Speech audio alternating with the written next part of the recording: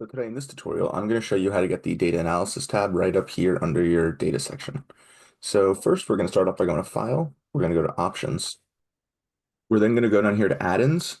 We're going to press on Analysis ToolPak, and right under here, we're going to go to Go. Now you can see we could check in these boxes. We're going to check this first box here called Analysis ToolPak.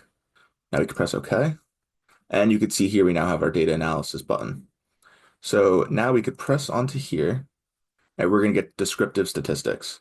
Now, you can find it here. It's in alphabetical order, so we can go descriptive statistics. You can press OK. Now our input range is just going to be our weights, so we can do Control Shift down arrow. And since we highlighted the label as well, we could check labels in first row. Now for output range, I like to just do it somewhere close, so I choose this button, press into this box, and I can just press here in F2, and let's just click all of these as well to get all of our statistics. Now, once we press OK, you can see in F2 is where it starts giving our description on weight, gives us a mean, standard error, median, mode, standard deviation, etc. So you can get all of the statistics in just one click of a button.